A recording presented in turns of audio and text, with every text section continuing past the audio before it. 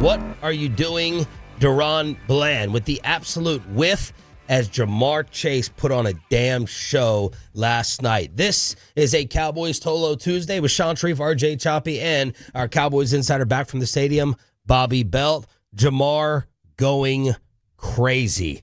I had some individual prop bets on him for last night. I did not bet enough with what he did to Trayvon Diggs, what he did to Deron Bland, and what he did to everybody as he's putting up record numbers on Monday Night Football. Jamar Chase goes nuts, and I'm going to start down for Deron Bland on that play, giving up the game winner.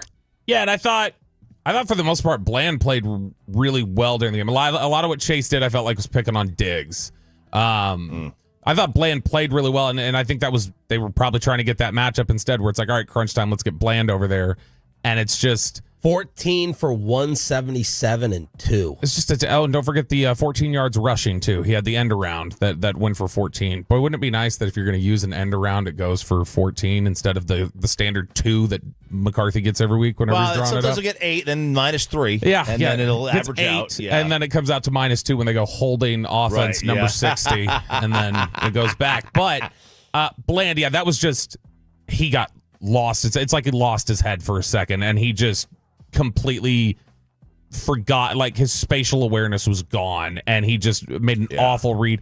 There were a couple different moments yesterday where guys just looked completely lost, and I don't know if that's the types of players that like Chase and Jamar Chase and Chase Brown are, like if those are just guys who with their athleticism, the way they threaten, they get guys on their heels, or if it's just the way Cincinnati sets things up, guys are a little flustered. But it was Bland, I don't normally see him just completely disoriented in space like that. The Chase Brown touchdown down the sideline, I went back 4 times to try to call out effort. I didn't want to get Mike Leslie and have D's nuts in my mouth here this morning with Diggs sending a package. But I saw Kendricks, I saw Diggs, and I saw Wilson in the vicinity, and I couldn't tell. I was like, is there a lack of effort here? Like, how does Chase Brown just go right down that sideline before jumping into the kettle? That is, without question, my number one star down the entire game. It's that.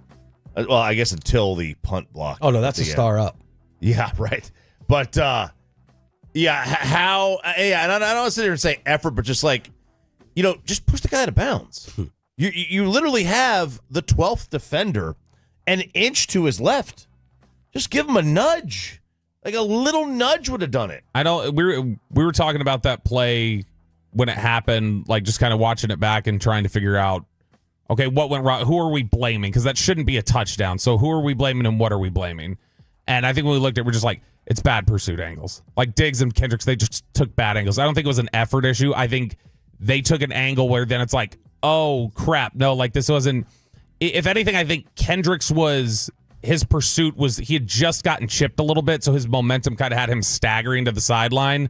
His was more like that. Diggs was pursuing. He was giving effort. He just took the complete wrong angle and ended up getting stuck behind one of the Bengals blockers. Star up, star down is our official Cowboys report card. It's brought to you by Crown Royal, the official whiskey of the NFL, Bobby. All right, I'm going to go star down for Cooper Rush. Holy cow. Dude, it's nowhere close in a lot of the, and Brian mentioned it last night, I know, where he said he doesn't even look like the same player that he was previous years when he was here. It's like, I do think there's obviously something to be said about the line that he was playing behind in previous years, where it was all veterans and different things like that.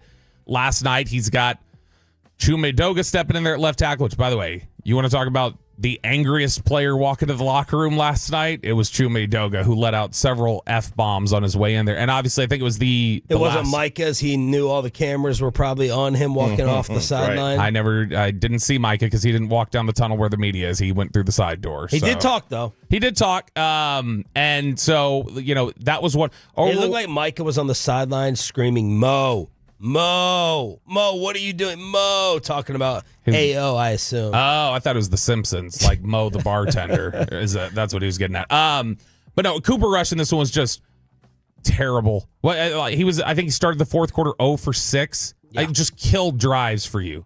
And there were so many throws where Cowboy receivers were just throwing their hands up, like Little screen passes that weren't even close. Final pass attempt, not even close. CD throws his hands up at 7:20 this morning, and for Jerry at 8:30.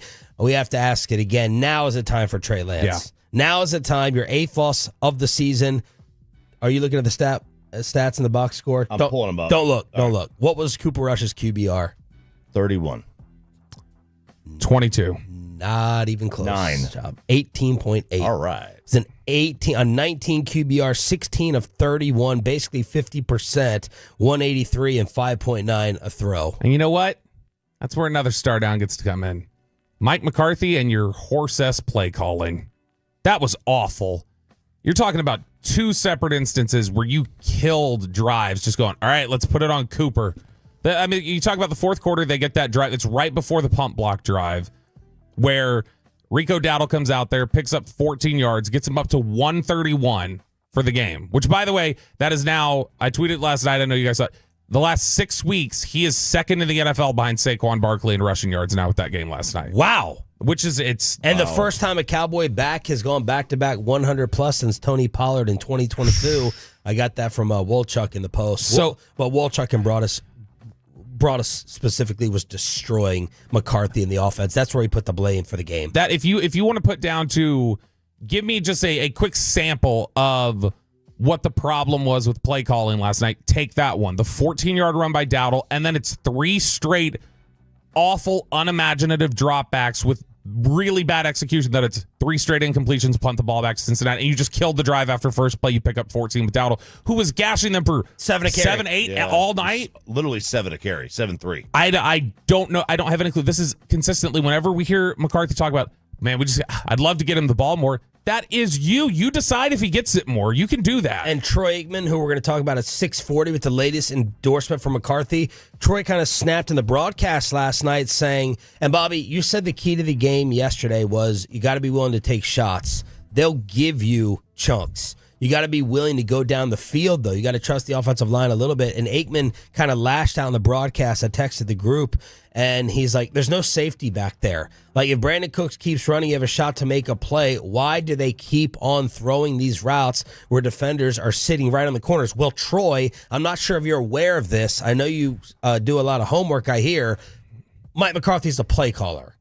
He's the one who coordinates the offense. So when you lash out like that, make sure you direct it right there at Mike McCarthy and saying that he needs to come back. And Dan Orlovsky, before the game, or before he turned into Mr. Flanders or whoever he was playing with the Simpsons broadcast, was saying the Dallas Cowboys cannot win a Super Bowl with this type of offense in what Mike McCarthy calls. Yeah, I mean, but they absolutely can't with Cooper Rush. Like, this offense is not what they're running. You know, like, this offense is not what they would be running with a full complement of players. I can't imagine, it's just not. You do different things when you have a backup in. Mike McCarthy on the state of things now after loss number 8. Well, I mean, we just do the math. Obviously, we're not even back to even. We're still in the hole. Yeah. Yeah, you are. We need a tremendous amount of help. Is just being Captain Obvious here. So I mean, this one's things we had to have this one. I mean, that's the way we approached it. Team had probably our best week of practice. Just having the whole secondary out there. I mean, Friday's practice. They had numerous interceptions. I felt this week really for the first time since training camp we were a complete football team. So I thought we were running on all cylinders. That's good, I guess, for half the ball. You remember All or Nothing, the Amazon special from the 2017 season? That was the year we had the Chaz Green 8 sacks allowed game. Yeah. And you go back and you watch the All or Nothing episode months later when it comes out. It's like, what made them think they were good? And then you see Chaz Green out at practice and he's just stonewalling Taco Charlton. And it's like, you need some context as to why your practice is going so well for that side of the ball. It makes it seem like Mike is just trying to throw out things to save himself. Like, hey, I ran the best week of practice. I mean, defensive plays. It's like we had Travis Hunter out there with Dion. We practiced all this. I wonder if Mike McCarthy in the postgame last night was thinking that player, AO, he put the final nail in my coffin. I wonder if he's thinking that because of a lot of this momentum that had been building from Jerry and Dak and Micah and Troy Aikman, which we'll get to here coming up in about 10 minutes. But I wonder if that was McCarthy's final nail or the nail was already in and everyone has just been being nice. Star up, star down here on DFW Sports Station 105.3 The Fan. Star up to Rico, obviously. Jerry can go ahead and brag about that a little bit. 18 for 131. He had some long gashes, a long of 27, 7.3, a carry chop. Who else you got? I thought the late game, this is a late game pass rush. Now, this is obviously before the final drive where after the punt block. But the drive right at the blocked punt, since he gets the ball back with 5 minutes to go, a little bit less than that, and they got that holding call, and it put him back, and the Cowboys pass rush at that point, it really kind of put Burrow on his heels on that one drive. And this is a team that has not done, and this is after the injury too. This is after the Overshown injury. And this is a team that has been so up and down with their pass rush. I was like, all right, this is going to be the spot. If they go on and win this game, their ability to get Burrow uncomfortable on that final drive would have been it. Well, they end up with 2 sacks. Micah with he almost had a goose egg with the entire stat line. He did have 2 quarterback hits, the one where he was unblocked, but it was Maris Leofau who led the way with a sack and a half, and one very, very fortunate that it was not an automatic Bengals first down, 3rd and 13, shot to Burrow's face, and then a grab of the face mask, and they're lucky that they dodged that and got off the field. Yeah, good to see Leofau come out and make plays, especially given the context of why was he out there as much as because Overshown went down, and that whole linebacker group clearly was reeling after the game. Yep. So for Leofau to come in there and just, hey, I'm out here playing hair on fire and I'm going to make plays and, be undistracted by that. I think that probably deserves a star up just for Leofau in that sense, coming out there and playing like that. And I think, honestly, a guy that had a really good game yesterday, and maybe I'll go back and I'll see tape after and I'll change on it and post it, but I thought Donovan Wilson played really well. There were a couple different times where he came up and made big plays in the run game. And he is somebody who I feel like the last 3-4 weeks, something like that, he's finally settling back down. And maybe it's because they're getting their full complement of guys in the secondary and he's able to play more naturally where Zimmer wants him. But I thought Donovan Wilson has played well recently. Got a variety of questions for you here, including did you watch any of the Simpsons broadcast? But also this. So there's a report going around that Joe Burrow's house was broken into last night during the Monday Night Football game. Remember we talked about this last week or the week before with Kelsey and Mahomes, and then agencies coming out and being like, hey, this might be part of an international crime ring and everything like that. So this woman called 911 and said, my daughter is at Joe Burrow's house right now. She's staying there. Look, I don't know the details of all of that. He's at the football game. She's wondering what she should do, if she should be hiding or if she should go outside. So obviously a very scary situation. You're calling 911 on behalf of your daughter who's in a house that's being broken into. That's also Joe Burrow's house while he's playing at the football game a week or two after government officials came out and said, hey, athletes could be targeted as part of an international crime ring. So what do we do? I don't know. More security for the athletes on game nights. Honestly, it's a lot of places to protect. That is true. Do you only protect the rich ones? Yeah. If you look at, I don't know all the players who have attempted to have been burgled. Yeah. But Travis Kelce, Patrick Mahomes, and Joe Burrow are pretty big names. So they seem rich. You might say you want protection, and they're like, okay, calm down.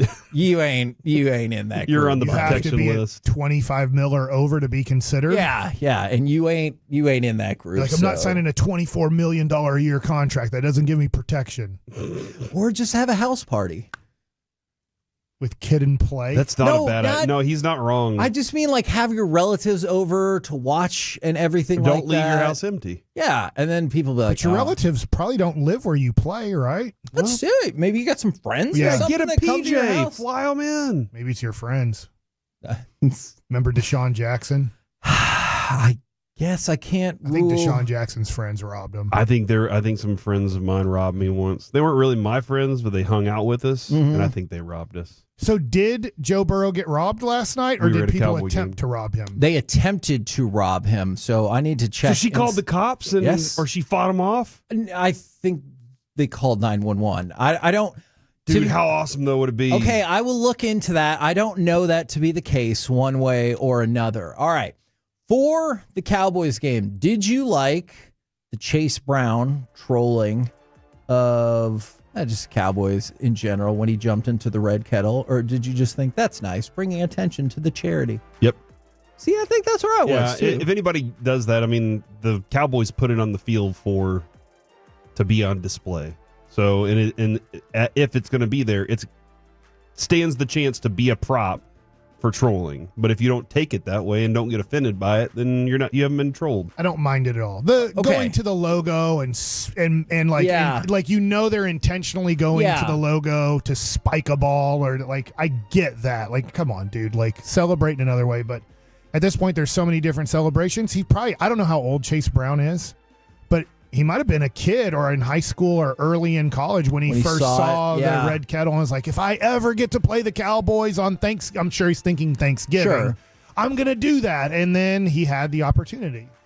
Did you guys get tired of the Cade York is dating a cheerleader storyline? That was the best. It's a neat story. It really is. Too much. The first time I heard it, they talked about it 8 times last night on the TV broadcast. Yeah. That's why you should have been listening right here on the Fan. My wife was on her computer charting, and I rewound it for her, when they tied it up at 20. I was like, is this not funny that they're showing a Cowboys cheerleader and it just says underneath, Cade York's girlfriend? Yeah. It was funny. We all laughed.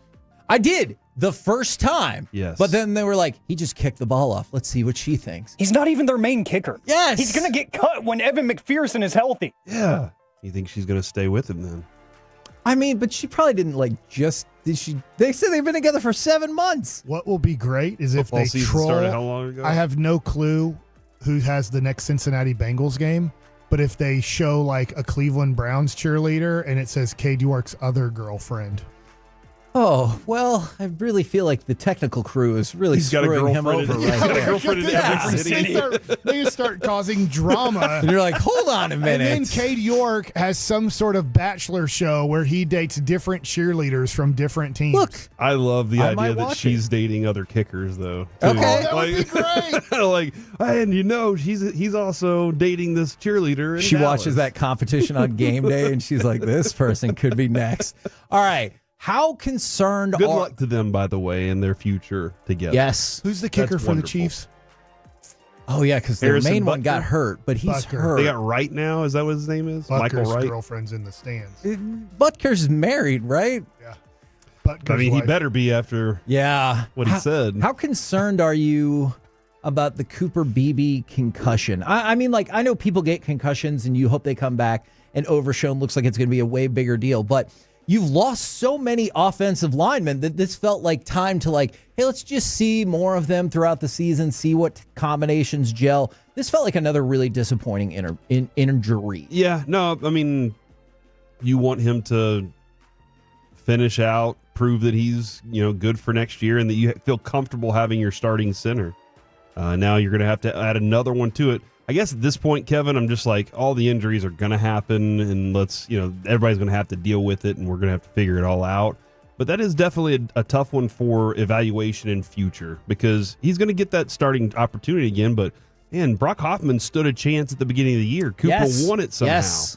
And then Brock Hoffman looks pretty good. And they've been on kind of a run now the last few weeks of looking good on the offensive line. I know this sounds bad, but in football, concussions, I think, happen a lot. Probably. So I'm like, in a way, I'm like, well, it's not a, separated shoulder or a knee injury or anything. And this sounds horrible. I'm not trying to make this sound horrible, and I'm not trying to be funny here. Well, it's just the head, and concussions happen in that sport, and he'll be fine. I know that we don't know he's going to be fine. So I think maybe that's where you're coming from. And plus, exactly. The brain injury scares me, although any kind of injury, I'm sure, is scared to that individual, but also that you're missing that person at a time when you just keep having offensive linemen go out. And then this is also bad. I'm like, well, it can't be that big of a deal because he came back and played with the injury, and then they took him out the next series. Okay. Like, okay, like he maybe is like, hey, I went back out there and now my head's starting to hurt, even though he passed all the tests. At least that's what I was listening to the game at that point. Christy Scales was like, oh, he's coming back into the game. He passed the test. And then the next series, they're like, well, they've decided now to take him out for the rest of the game because of the concussion. Now, I know all of the focus today has been on Awarie, and I get that, but what about Deron Bland getting cooked on what felt like a pretty basic move by Jamar Chase for that 40-yard touchdown? Let's give up. Deron Bland has been playing well, but dude, he had a great tip out in the end zone. Was it him that got lucky that the ball hit Jamar Chase's helmet, or was that Diggs? I can't remember. There was one in the end zone that it hit Chase's helmet. I think it was just kind of give up. They were rattled from what just happened on the punt return, and they kind of were just like, whatever, man, this is over with. So I don't know. And also, he just got back, so we'll see.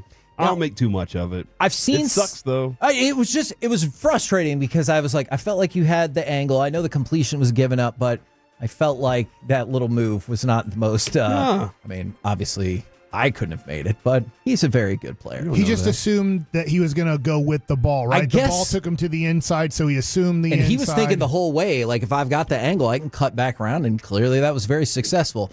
Did you guys watch any of the Simpsons broadcasts? I watched the first couple of drives. I have to admit, I liked the pre-game stuff and all the pre-packaged stuff pretty well. The gameplay I did not like, whether it was the opening kickoff of Brandon Aubrey where the ball falls over and then just disappears, and then all of a sudden he magically kicks it, or just and this, I get it, it's for kids, but I love The Simpsons. I wanted to give it a shot. I was going to be really mad on that touchdown pass if we weren't really as wide open for the Cowboys, and then it glitched and the ball was on the ground, and I was like, okay, that's a clear touchdown. But I'm also watching the Simpsons broadcast of it, so maybe it's not like that. Now, I went back and watched the regular version, and that was actually a really accurate breakdown, but the gameplay was kind of bothering me for a game that I really cared about, and so I switched after the Simpsons, after the touchdown. Second drive for the Cowboys' first drive then was when I moved over. Adrian was going, it's too 3D for me. And I'm because I don't watch The Simpsons like that. I watch them on a flat D. I don't know exactly what I'm working with here. 2D, yeah.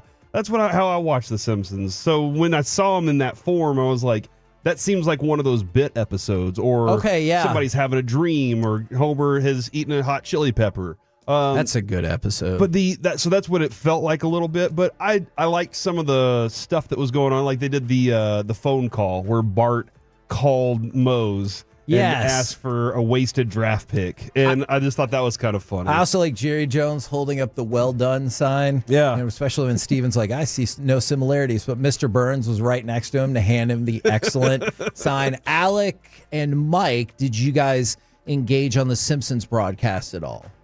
The whole entire game.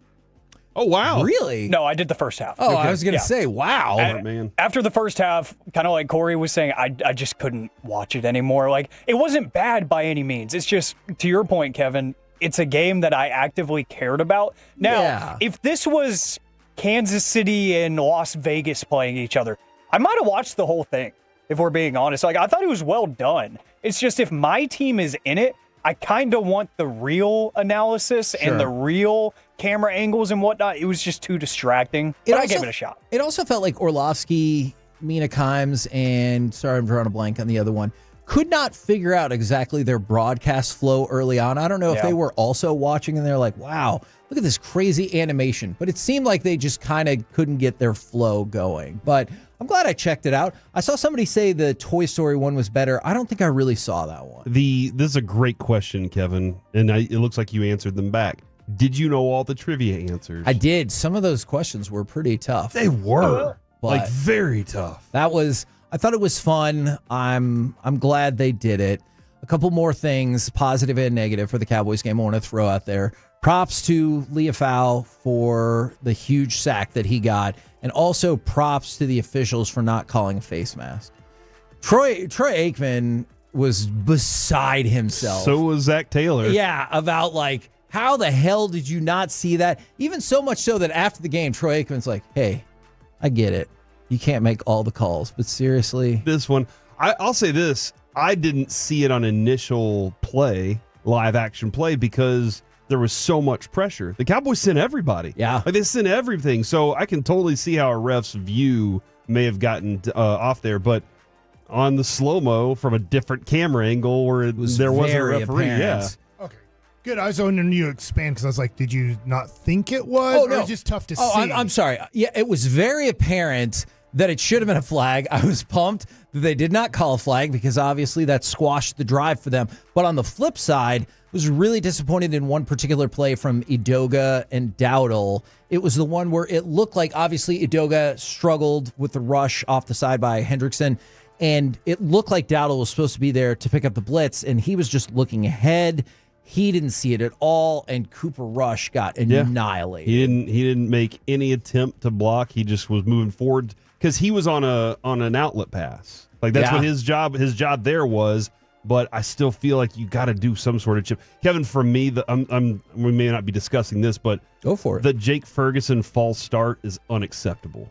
That play in that moment where the Cowboys actually had something going, and then they false start. Now they're in a 3rd and 11. I believe that led to that sack. And they were squabbling about who messed up the snap count. Ferguson has had a couple of those brain farts this year that I'm like, you can't do that, especially if you're a leader on this team. That is unacceptable. It can't happen again. Can I add to your situation here? Sure.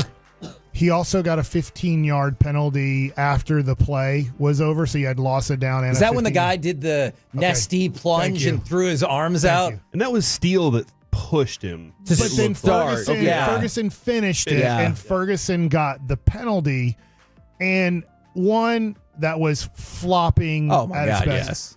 I do think they are going to have to, because this is happening all over the league now and in college football. I don't know in high school football, but they're going to have a 15-yard flopping penalty. Yeah. I think now you have to embellishment. Is that what they call it now? Yes. Yeah. That's exactly right. I think they're going to have like in basketball, the way that they're trying to get flopping out, and they're not doing a great job of it, but they're trying. I think football has taken it as, why not do it? Soccer did it first, then basketball came in and did it. Thanks Baseball's a lot, on its European way. players. And then now they have it happening in football. I do think at this point, Ferguson deserves blame for that because guys are going to do that. Was that one Ferguson or Schoonmaker? I think it may have been Schoonmaker. Was it? It was Schooney. Because I know the one you're talking about. Because I'm sorry. No, that's fine. I knew what you were talking about though, because the one it stood out to me is I saw the guy throw his arms out, and he had on the new Kobe's. Yeah.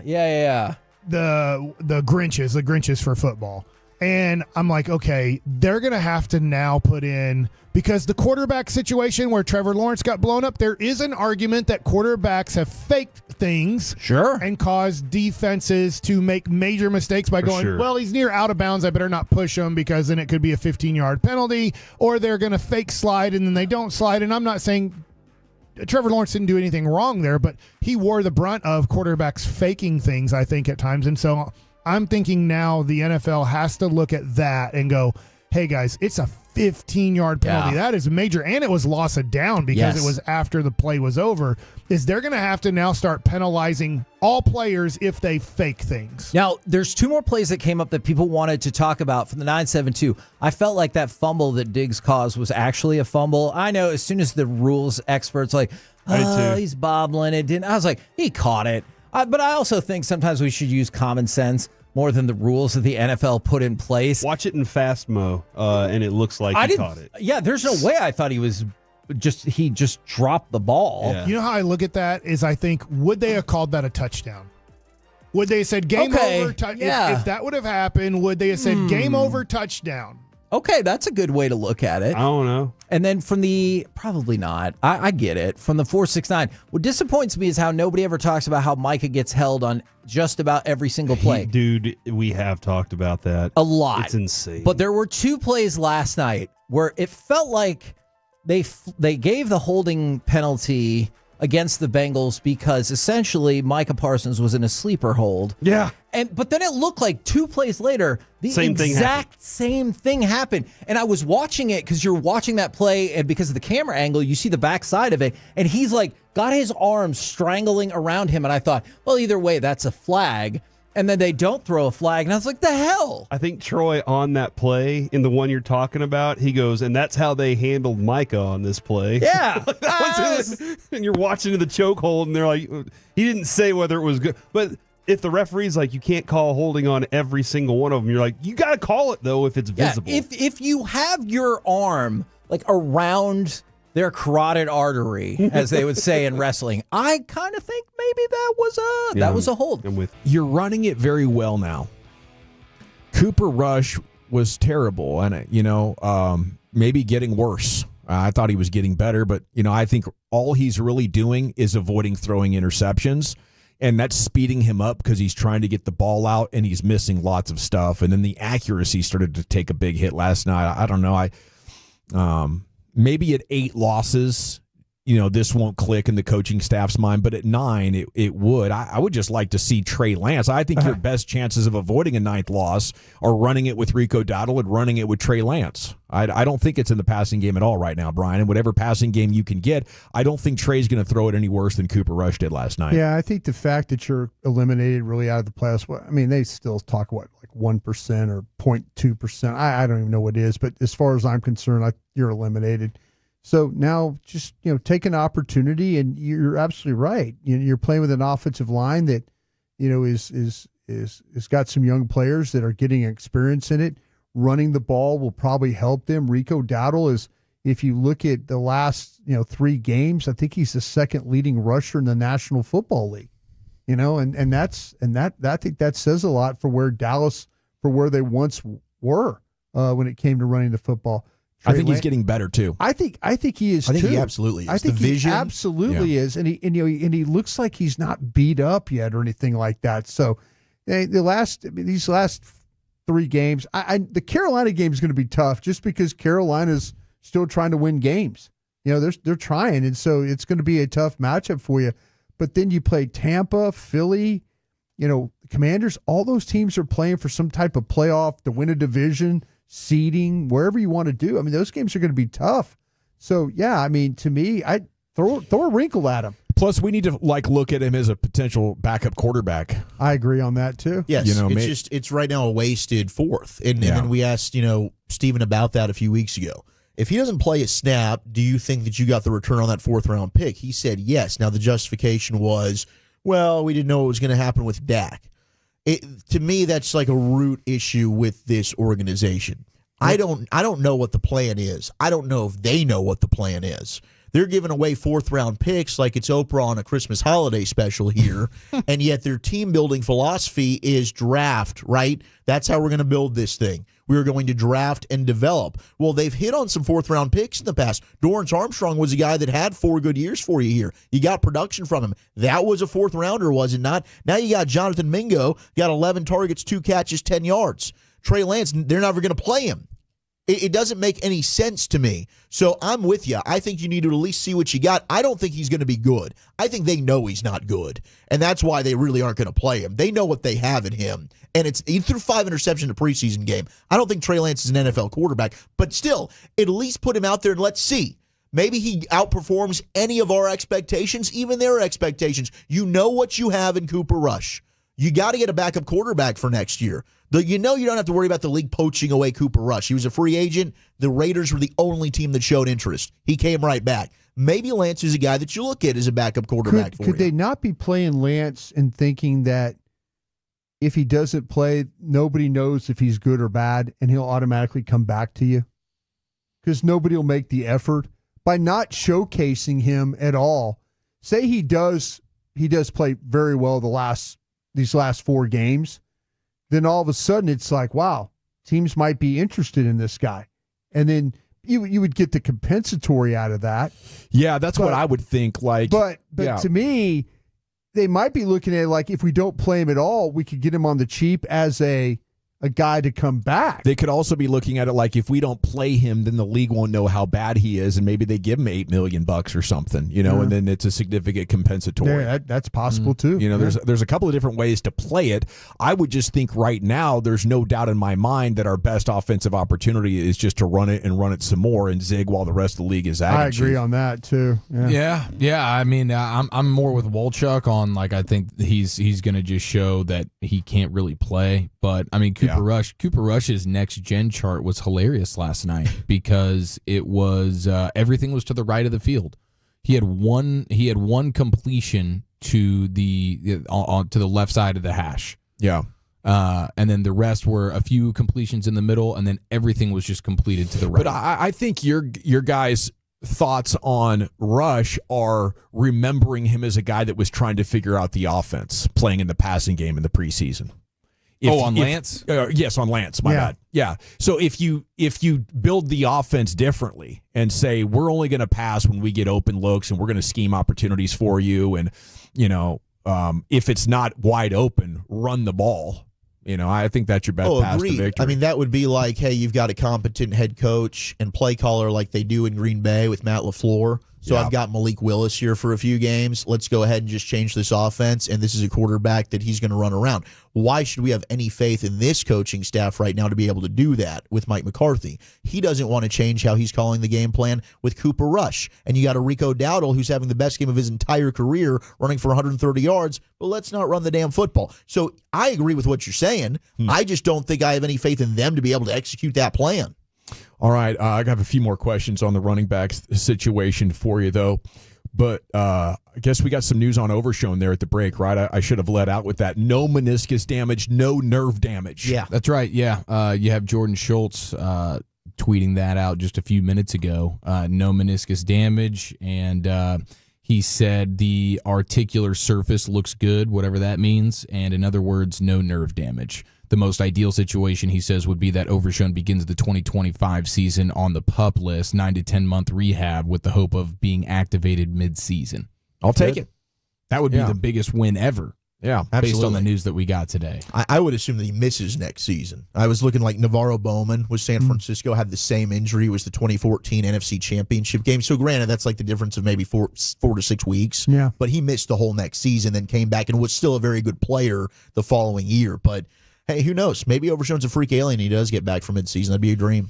Yeah, I'm sure he's going to put in all the work. He did a great job recovering from the last one. Man, it's tough to imagine right now that he has a long and great career. So hopefully when he does come back, you're prepared to make the absolute most of it in a short period of time. That's the way I would approach it anyway. And some of the plays that he was making last night, the way he was flying around, I feel like he is breaking into stardom. Is that too much to say about the guy? No, that's 100%. Yeah, he really was starting to figure things out as far as how to be a pass rusher, how to be an off-ball linebacker, playing in coverage, tackling in space, all these things that you kind of were like, wow, okay, look at him. Look at all these things that he missed, when he was out. And man, he hit the ground running and literally they started using him as a blitzer. He was getting pressures. There was so many things that you could use him for. And I think it's so unfortunate that this season has now come to an end because he was really starting to peak with his ability to make plays. Any change to your guys' thoughts on Dowdle in the draft? Do you want him as a starter next year? I think as a complimentary piece, absolutely. I think so. I mean, maybe it does take a little pressure off a bell cow. I think so. If you don't have a 4th round pick, maybe you get a 4th round pick back some way, hook or crook. We're looking at this draft right now. I know I've looked at the Gente Johnson from Iowa, our North Carolina. Judkins at Ohio State's really good. Hampton in North Carolina. So they've got some names. So maybe instead of looking at it maybe as a 1st round guy or 2nd round guy, you're kind of more into the 3rd. And if you could find a way to get that 4th back, maybe that's the area you might want to grab a guy. I'm totally open to Rico as a starter. Back. Absolutely. I still would draft a guy, though. Yeah, I think you need some help there. A little more speed, home run guy, maybe catch it out of the backfield type dude. Yeah.